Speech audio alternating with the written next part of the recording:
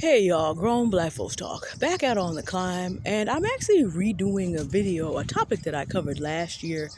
But when I covered this topic last year, I had not yet read Love Maya Edwards, A Black Woman Centered, in which she describes the 9 traits and the 5 states of black women on their journey from being liberated from worshiping black men. And I have now a deeper bench of concepts to understand what it is I'm looking at because as it happens, many black women are just in idolatry. And it does not matter who the mortal male is you put in there, that's going to destroy you, whether he's white, black, Latino, whoever it is. See, the true and living God is not going to have that, period. And the thing about it is, as much as we love these men and as much as we could help them if they listened, see, you can't have a God who needs your help. By definition, that doesn't work. Confidence with love, of course, is in a completely different spiritual tradition than mine. And so we both kind of scratched our heads about this. I've had some good conversations with her. And then I was talking to my mom this morning and just talking about different concepts of what the heck is going on. Living in a patriarchy where the deification and enthronement of men. It's like today we have a new pope. People online, habeamus papam. Have we a new pope from Latin? This is a big celebration. You have a new patriarch. And in the Orthodox world, when the patriarch, it's even called by that name there, is replaced, I don't know how you say that in Greek or Church Legolithic, which is the Russian Orthodox Church, the Eastern Russian, Ukrainian, they have an Eastern Orthodox saying for it. I don't know what it is, but it's the same thing. We keep wanting to elevate mortal men. And see, my mom and I were talking about the saddest case of this that has been in the news for like the past 2 years as a public spectacle. Except she hasn't been in the news because white women are protected. Rich white women in particular are protected. But the tragic case of Wendy Rush, wife of Stockton Rush, creator of the Titan submersible, who died at his creation along with P.H. Nargile, Hamish Harding, and the 2 Dawood, father and son. I can always remember the name of one and not the other, but I know that they are father and son. I can never remember both of their names at the same time, but the 5 people. Wendy Rush was not compelled by the Coast Guard or the NTSB to make a public statement. She has never come out and talked to the news. And my mother and I have kind of wondered about this. I've watched the Coast Guard and NTSB coverage of this whole issue in their investigation. They haven't released their reports yet. But I've kind of followed this and I've noted her absence in terms of the protection that a white woman gets that a black woman never will. See, we can go ahead and idolize some man, be excoriated for him for not being able to save him when he will not listen to our wisdom when we have it, and then be excoriated by the world, like in the lawsuit information from Smokey Robinson. This was brought by Information Man Show's channel. Actually, I need to back up because in our side of the universe, black men are being turned over to their preferences to be destroyed. Smokey Robinson has been added to the list of men that have allegations from women who are coming out and saying that this 80-year-old man has committed terrible crimes against them. Again, allegations. I don't have any evidence for any of this. These things have not gone to civil or criminal trial. But I noticed, just as it was in the case of Shannon Sharp and the death of Canva Samuels, all these women are Latino. And these Latino women are including Smokey Robinson's wife in the lawsuit because she did not prevent her man from taking advantage of them. And she participated in racial slurs and in being very cruel, that she fully participated. So if you're a black woman, no matter how important you are, no matter how much money you have, you're going to be held responsible for what that man does. That just illustrates the point I'm trying to make. You don't get that kind of protection that Wendy Rush does. But look, what a white woman with $40 million worth of stuff can't do in this society, you actually can't do either. It should be taken as a cautionary tale. Because Wendy Rush was the last person to try to save her husband and the first person to know he was going to die. And we know this from the transcripts. For those of you that are interested in, tracking what I'm saying, I'll put this in the video was by SSP Diving. I don't think he even realizes what he uncovered as he went through this transcript. But I knew instantly, and I bounced it off my mom to just be like, okay, you've been following Jacques Cousteau and, took physics before I did. So let's just sit down and consider this intelligently. And she came to the same conclusion that I did. I don't think SSP Diving realized what he discovered. Wendy Rush put in 40 years or more with Stockton Rush. I don't know exactly how long they were married, but it was quite a long time. Around 40 years, because he was 61 and she was close to there. 35, 40 years. According to the testimony of Miss Antonella Wilby, she was very much a participator in the foolery. She was the chief communications officer, and she made up ways for people to go along with it. She was the driving force behind getting Miss Wilby removed, apparently, because they got very upset with her for talking about whether or not we can keep people paid, and whether or not we're going to have the people. We've lost the submersible. They've gone off the radar, and y'all are sitting up there talking about, well, they got close enough, we're going to keep their money. Well, Miss Wilby got sent home after that. And it was actually another woman, Amber Bay. But Amber Bay, Renata Rojas, and Wendy Rush, all three are all centering and deifying Stockton. Not that Stockton Rush didn't demand that. Of course he did. But see, here's the thing. Wendy Rush did that longer than anyone else. Is she responsible for Stockton Rush and those other 4 men getting themselves killed? No. That was the decision of Stockton Rush. There was later testimony that came out that showed that Stockton Rush had said that about 2 weeks before, I'm going to get a dive in if it kills me. After having his submersible banging up against the side of the launch platform for about an hour that the day before that. So you know that your submersible possibly is taking major damage, and your comment to the people who were on Dive 87 is, I'm going to get a dive in if it kills me. Wendy Rush is not responsible for that. By no means. Stockton Rush is responsible for killing himself, P.H. Nargile, Hamish Harding, and the Dawood father and son. He's completely responsible for that part. But see, Wendy enabled him all those years in his delusions.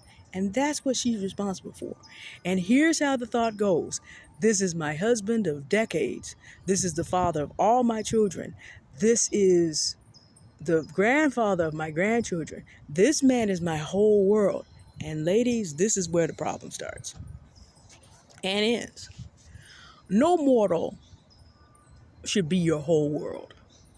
I would even dare say, as a Christian, not even yourself. Now, Love My Edwards and Confidence with Love would divide from me right there. Self-centeredness is completely denied to the Christian. However, Confidence with Love in her self-confidence for Black women, of course, said there's a dividing place between selfish and selfless, which is self-full.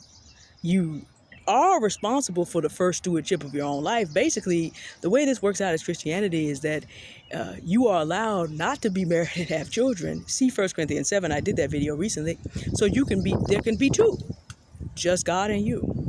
And you do this thing together. One of the most beautiful, and it's worth a different video, one of the most beautiful descriptions of how the life of the Spirit, the Bible is very clear in Galatians 5:16.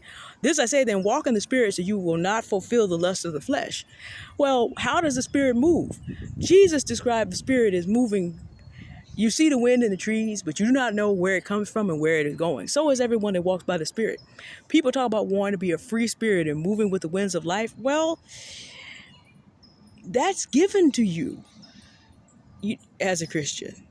You are only responsible to your Creator for how you move. Now, if you choose to take on responsibility in the world, you get married, you have children. Paul says in 1 Corinthians 7, if you do that, you're going to have more problems. But you are allowed to be one-on-one. You don't ever have to be in a situation where a human being is your whole entire world. Meaning you don't have to be so down on yourself because you feel like you have to do everything in heaven and earth. But you also do not get into a situation where you end up with Stockton, Shannon, Kevin, or even Smokey, perhaps, because he's 80. He's settled quite a few lawsuits apparently before this present one. So there is a sense in which his wife is not responsible for that. She can't control a grown man's behavior. But she, according to the allegations, she's been there and been enabling for a minute.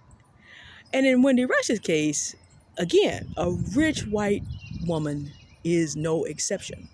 See, we try to love on these men and to save them. They don't want to be saved. They want to be deified and enthroned.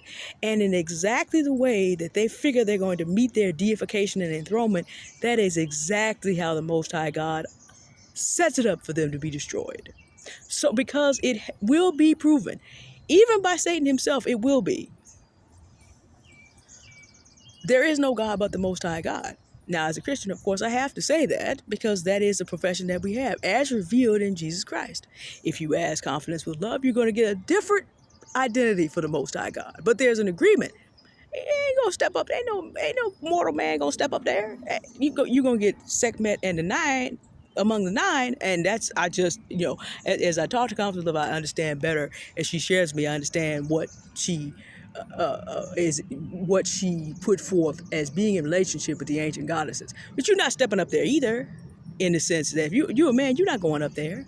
Either way, if you try that path, please do not go with a Muslim. Don't do that. There is no God but Allah, according to the Muslim. You're not stepping up there as a mortal man.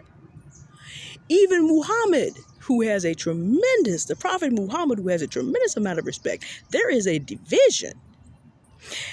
The Muslims even revere Isa, which is the Arabic for Jesus, but he is at the level of the prophet. He cannot step up that high to them. That's a blasphemy to a Christian. In the same way that to a Muslim, to suggest that Jesus is the Son of God is a blasphemy. But these are not situations where anybody's going to let some little mortal man who was born yesterday in terms of world history step up into that spot. Anytime you try to put a mortal man into God's spot, you are setting yourself up. Because I know in Wendy Rush's mind, there must have been some things that came up and said, this is not going to end well, but if I speak up, I'm going to lose him. He's my whole world. Here is the game, ladies. You're going to lose him anyway. At least if you speak up for the right, you have a chance. You made your best effort.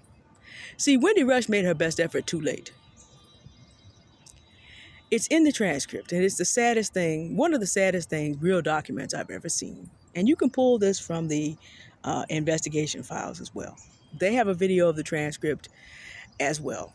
Maybe I'll put that in the description because it's easier to just read it without commentary that way.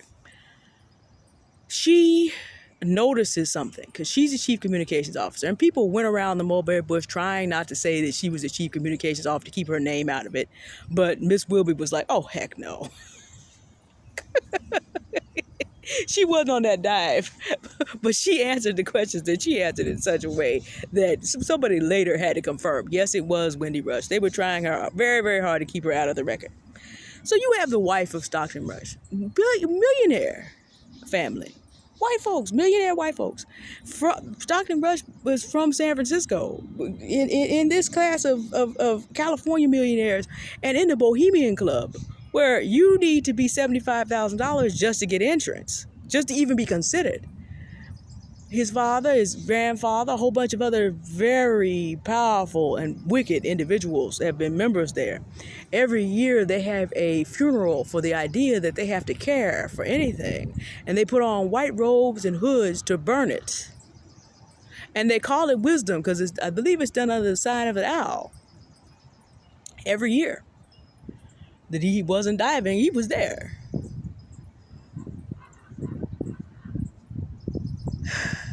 That's her husband, and she tries to save him because she realizes something over the course of this dive, long before we even talk about implosion. This is where my mom said, oh no. When you put down a submersible or a submarine, there are a couple things you have to think about. There's ways that you take on weight that are very specific to get to a certain depth by a certain time because you're sinking. That's what you do in a submarine or a submersible. A submersible is connected to a vessel and is not independent. A submarine can be independent. But in order to make your buoyancy work, meaning that you will come back alive, you have to know exactly what your payload is. There's the weight of the vessel itself, and the fact that it should float at the surface until you choose to take on water. And you keep track of everything you put on board to make sure your payload does not exceed your buoyancy ratio. Even accounting for a submersible or submarine having an engine, if that goes out, you still have to be careful to know that your payload will let you float. So the payload of the Titan was exactly 1,500 pounds. Okay, can we do 1,505? Did somebody have a really good meal on the Polar Prince that day? Okay, 1,502, 1,505. Did someone decide they were going to put on there, was told that the temperatures can get very cold, we're going to put on an extra coat? Sure. Stockton Rush's wife is pinging the Titan on its last 2.5 hours of existence, and she notices something. She knows, because she's been the chief communications officer, the rate at which the Titan usually descends. She knows what that rate is, of course. And in knowing what the rate at which the Titan usually descends is, she notices the data on the Titan's position is changing, because she says it. Your distance is jumping tremendously between pings. She notes this. She first assumes it's a comms problem. I need better comms from you. I need better communication from you, because it could be a communication problem. They lost communication on a regular basis. Okay, no big deal. But she figures out there's more wrong than that, because she asks this question. What is your payload? She's asking for the payload weight, for the computer system to give them the payload weight. Stockton, and we know this because he's soon going to shuffle her off the call. I'll get there when I get there. 1,676 pounds. And my mom was all, how did he pick up another 176 pounds of payload if it's supposed to have 1,500? There's only one way to do this. You're taking on water. And the Titan was a composite submersible made with 5 layers of carbon fiber overlaid.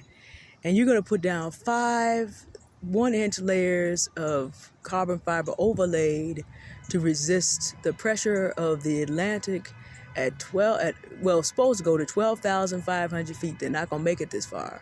But the thing is, before you even think about implosion, 176 pounds overweight and you've only been down there maybe an hour means you're taking on 176 pounds of water per hour.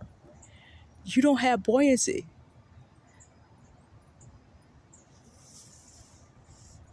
Guess who the first person was to know that man was never coming back? Stockton Rush's wife on the comms. Because if she can do horseshoes and hand grenade math, if Stockton Rush doesn't turn that engine on and come back right away, he ain't never coming. Because you're going to be 500 pounds overweight.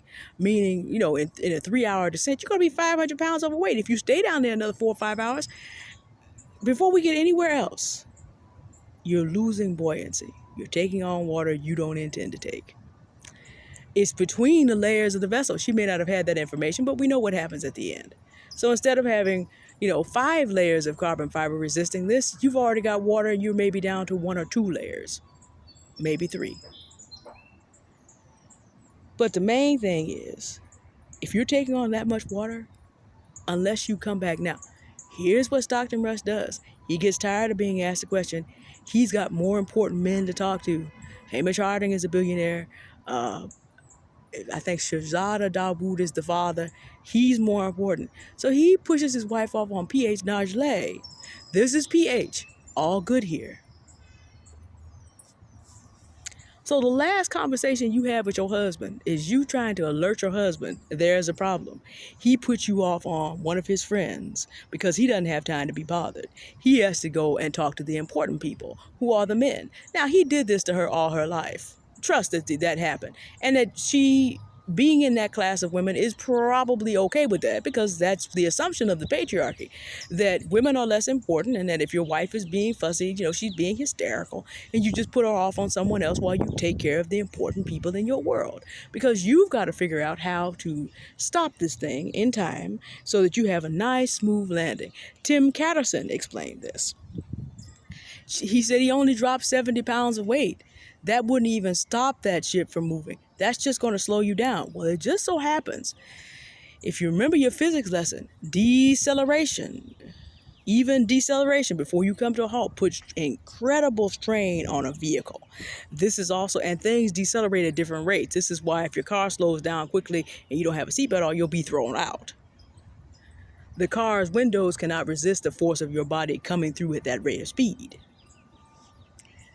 Deceleration forces. The last ping from the Titan is drop two weights, and that's the last message they ever send. They have not released the results of why they think the Titan imploded, but I think that that's probably it. You have compromised layers, you're carrying more weight, and then just decelerating puts the vessel under strain that it's just not able to take at that point. The pressure of water around you is adjusted because you're changing speed that rapidly because you just dropped two weights, and that was it. That's what it looks like from the transcript. I don't know that. What I want you to imagine is being Wendy Rush. You tried everything you knew. Too late. I'm sure that Shannon Sharp's grandmother loved him dearly. I'm sure Kevin Samuel's mother loves him dearly. Loved him dearly. I'm sure that I know that there are still women who on May 5th came back and talked about how much Kevin Samuels helped them and how much they love him and they miss him. It made absolutely no difference. Because nothing can stop a mortal man bent on his own destruction. Kevin, Shannon, and Smokey, all of them, apparently think Latino women are better to mess around with than black women. Every one of them has been turned over to their preference to be destroyed. No matter how much, and then if the allegations against Mrs. Robinson are true, then you have a black woman situation who's similar to Wendy Rush. Here you are, a millionaire. Your husband is famous, and you still can't save him. And again, if you have a God you can save, you've missed the boat. The Bible says that the name Yahweh, sometimes parsed out as Jehovah, means a self-existent one, in need of nothing. Therefore, he can save anyone, because he doesn't need anything from anybody that worships him. If you have a God who needs you and then won't listen when you try to save him, you've been in trouble once. You have a God that you need to save. But number two, there's no guarantee because he thinks he's God and doesn't need your help. So then you end up holding the bag. If I were Wendy Rush, I'm quite sure I would have a nervous breakdown. Because all this stuff, and the later transcripts, looking for you. You can hear this woman in later transcripts covered by CP diving into the hours to come. Looking for you. We're searching over here, we're searching over there. You can hear a wife's desperation. So you go through all this for the next 5 days, hoping against hope. And then they tell you the ship imploded. Well, you already knew that was going to happen if you just did horseshoes and hand grenade math. And you have to carry with you for the rest of your life that this man that you love, that you didn't speak out against in time, you did do your best. Too late. You have to let everyone else in the world come up with their own theories, whereas you actually already know he's over payload. He's never coming back no matter what anybody does, no matter how it turns out. And you think back over the warnings that the Titan itself tried to give your husband. You think back over the things that you heard employees of your husband's company say. You think back over the ways that you helped to silence those voices. There is no exception to the rule. You cannot deify a mortal man. The difference is, black women, is that we will not get the protections that Wendy Rush even gets. If a white millionaire wife cannot, neither can you. We're just using her to illustrate the point. Wendy Rush is not responsible for her husband's actions, just like Smokey Robinson's wife is not responsible if he is out here abusing other women. They're not responsible for that. Every man and woman make their own decisions. What Wendy Rush is responsible for, and what Mrs. Robinson may be responsible for, is enabling the foolery.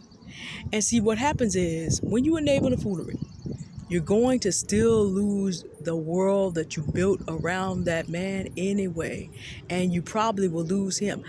What is Mrs. Robinson doing this today? I don't know. But your husband is 80, meaning that she's probably, the black men do tend to want significantly younger, but I don't know in this case. What about Mrs. Cosby? What do you think that was like? Camille Cosby.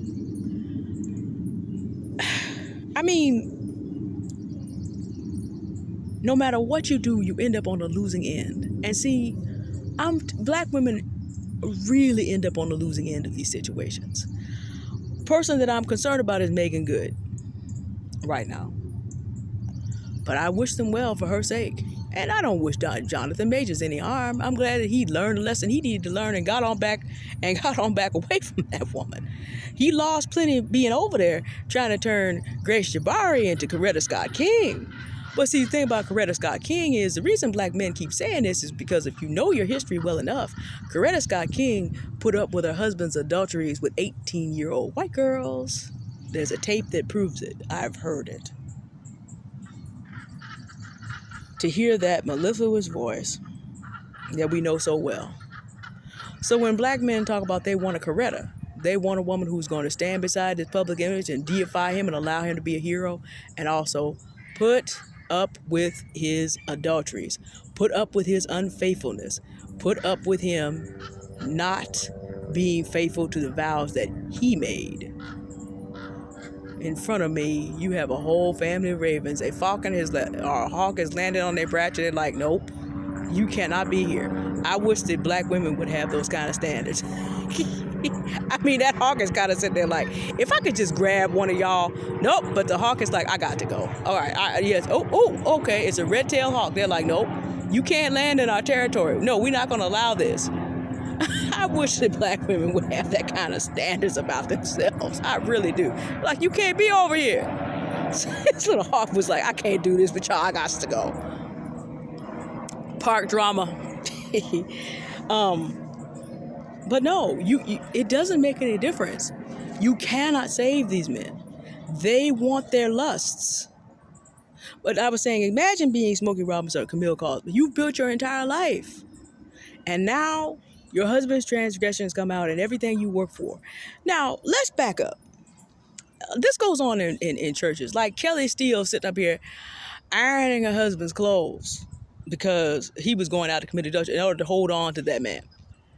Again, we talked about why that is. This is my husband. This is potentially the father of my children, the grandfather of my grandchildren, and we need to keep a family together and all the rest. You lose that anyway, though. And with black women, there's no safety net to keep you safe. I need you to really understand that. There is no safety net to keep you safe. Wendy Rush is probably going to be okay because of the family that she comes from. And because, again, the United States government has decided in its investigation to protect her. She's going to be all right. I don't know what you do with that level of mental damage, but I'm sure she can afford very good therapists.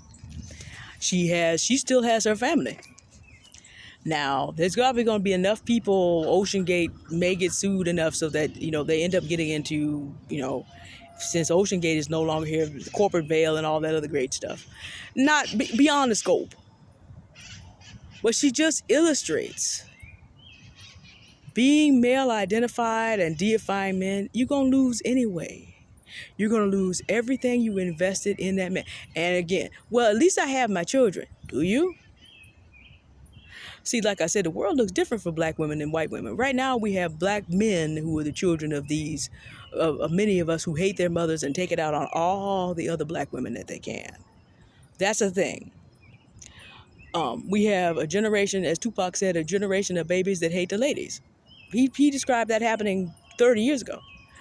You have black daughters who are doing the best they can to be like their moms, but because they are doing their best to get ahead in life, they are becoming the subjects of, but they watch their mother, Love Maya Edwards describes this in her book, compromise herself to keep a man. Now they continue the same pattern and the cycle repeats. I encourage you to get Love Maya Edwards' book, A Black Woman Centered. As I've said before, there are certain distinctives that as a Christian, she writes a letter to her granddaughter telling her granddaughter to worship herself. And as I said close to the beginning of this video, can't go there with you. But in terms of finding out where you are in terms of worshiping men, there are 9 traits. You can examine yourself to see if you have them. And there are 5 states of being a black woman. There's the heavily male identified black woman. There's the mildly male identified black woman. I may be getting some of the descriptions wrong. We'll see. There is when you get the book, you can check it. There is the disenchanted woman who realizes that male worship isn't getting her there, but still isn't ready to give it up. And then there's the transitioning woman at step 4. What you want to do is try to at least get past step 3 into step 4. And getting to step 4 is very difficult in a culture that reinforces the idea that mortal men are to be worshipped. That's a lot of work. Before having her book, I said I describe myself as a 475. Why? Because I do worship Jesus Christ, the only mortal man who is God. Therefore, I'm not fully liberated in the sense that she describes it. I am never going to bow down to an image of a woman. That's never going to happen. So that would make me a 475. High transitioning, but I'm going to hang on to the God who's hanging on to me. And that would be the true and living God as represented in his son, Jesus Christ. I'm not going to ever move past that. But I would love it if Christian women could get to a 475.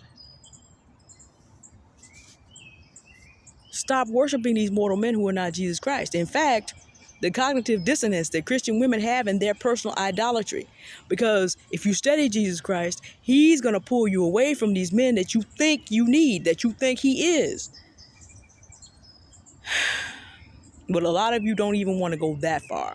A lot of you have a godling that you just want to hang on to. Never mind that your lived experience tells you this man does not know Christ. This man does not want to be a good man. But we just going to keep in there and try to say, you're going to lose everything anyway. If a white millionaire woman can't do it, if Smokey Robinson's wife can't do it, you definitely can't. All I can do is put out the warning that you need to repent of your idolatry of these men and move on and offer a tool to you. Love My Edwards book will be in the description of this video so you can kind of figure out where you are so you can begin to make steps. And you can go by a Christian path, or you can go by what Love My Edwards provides you in common grace. For those who are Christians, or who are at least Christ curious, shall we say, about, well, I've been to church all my life and I left it because, you mean to tell me that the church and Christ differ on this? I'm going to put my Bible study in John from the summer of 2022 in the description for you so that you can get a sense of, no, Jesus was never with any of this foolery, and you don't have to be either. So that you have that. Okay, I think I've sat here, 30 minutes talking to you on the bench. It's a nice hot day. I've got time. You are definitely worth every bit of that. But I've got to take care of a couple things for me, which involve me doing some journaling and talking about some things that are resolved for me this week. The self-work never ends. And the only male I ever talk about these things with. I love my father dearly, but he's also 88. I don't burden him with things that he cannot solve. I don't call my pastor. I don't burden him with things he can't solve. Why? Because they're not God. I would never be able to get my problem solved if I thought a mortal man could do it, even though these are good men. But they're just mortal men. If I were to get married, actually, you know what? That's a separate video. Maybe I will do that briefly before I leave. How to be in a relationship with men without deifying them from a Christian perspective. You know what? I may do that video next. Let me wind this one down and then I'll do that one as a way to, as a Christian, to avoid getting into the Wendy Rush, Mrs. Robinson, Shannon Sharp's mama, Kevin Samuel's mom situations. I'll add that on as a short video. But we'll end this one here. Thank you for listening and goodbye.